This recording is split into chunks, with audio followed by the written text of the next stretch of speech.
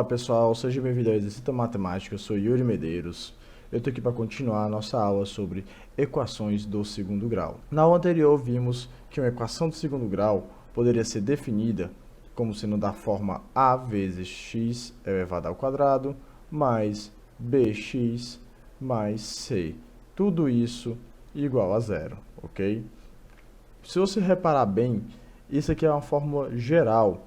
Uma equação de segundo grau, ela pode ter vários elementos, contanto que este coeficiente a seja diferente de zero, nós podemos ter que o próprio b pode ser igual a zero, e aí a minha equação ela não vai ter esse bx aqui, não vai ter esse xzinho, e o meu c também pode ser equivalente a zero, e aí ela não terá a minha variável independente c. Vamos observar alguns exemplos. Eu posso ter uma equação do segundo grau do tipo ax ao quadrado igual a c, ok?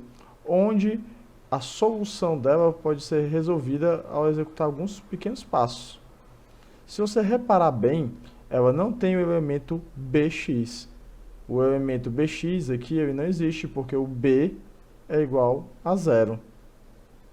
Eu também posso ter uma equação onde o c é igual a zero. E aí ela vai ser do tipo ax ao quadrado mais bx. Tudo isso igual a zero.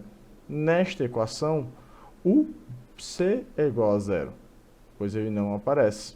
Se eu tiver uma equação onde o a é igual a zero, ela não é uma equação do segundo grau, ela torna-se uma equação do primeiro grau. Após a gente falar isso, nós temos que discutir um assunto importante, que é com relação às soluções de uma equação do segundo grau. Afinal de contas, não adianta nada nós sabermos sobre os seus coeficientes e sabermos os tipos de equações que podemos encontrar, se não conhecemos como resolver, como encontrar o valor da incógnita x. Para isso, nós vamos discutir um assunto importante, que é sobre a fórmula de Bhaskara. A fórmula de Bhaskara, que nós conhecemos tão mundialmente famosa, não foi feita pelo próprio Bhaskara, ok? Muito provavelmente por um erro de tradução, nós a chamamos de fórmula de Bhaskara. Incluso só o Brasil faz isso. Em todos os outros casos do mundo, esta fórmula é chamada de fórmula da solução da equação quadrática. E ela é dada pelo seguinte elemento, x, que vai ser a nossa variável, a nossa incógnita, ela é igual a menos o meu coeficiente b, mais ou menos a raiz de um certo delta, tudo isso dividido por 2 vezes o a, o meu coeficiente a. Esta fórmula vai me render duas respostas. A minha primeira resposta vai ser quando a raiz do meu delta for positiva. E a minha segunda resposta vai ser quando a raiz do meu delta for negativa. Por isso, nós escrevemos esse mais e esse menos. Tudo bem? Agora eu quero falar com vocês sobre o delta. O delta ele é esta expressãozinha bem aqui. Delta vai ser igual ao coeficiente b ao quadrado menos 4 vezes a vezes c. 4 vezes o coeficiente a vezes o coeficiente c. Repare bem, aqui o meu delta ele é uma conta, uma fórmula. Ele dá uma série de passo a passo para você executar. Vamos descobrir o que acontece com os valores do meu delta. Nós temos três possibilidades de valores distintos para o delta. O meu delta ele pode ser positivo, então ele vai ser maior do que zero. Meu delta ele pode ser igual a zero. E o meu delta ele pode ser menor do que zero. Acontece que a importância do delta maior do que zero, igual a zero ou menor do que zero, a importância do valor do delta se refere à quantidade de soluções de uma equação do segundo grau. Uma equação do segundo grau, devido ao seu grau 2, pode ter até duas soluções. Se o delta for maior do que zero, isso implica, se o delta for positivo, que ela tem duas soluções. Se ele for igual a zero, Isso vai implicar que ela tem uma solução. E se ele for menor do que zero, não vai ter nenhuma solução real. O que isso quer dizer, professor? Nenhuma solução real. Quer dizer o seguinte, meu caro. Todos os resultados de uma equação do segundo grau podem ser números reais.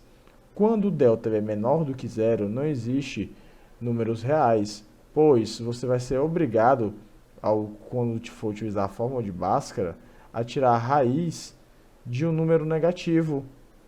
E não existe raiz quadrada de número negativo. Ora mais, veja bem, se você está suspeitando que isto é mentira, vamos imaginar então o número menos 4. E vamos tentar tirar a raiz de menos 4. A raiz de menos 4 vai ser um outro número, certo?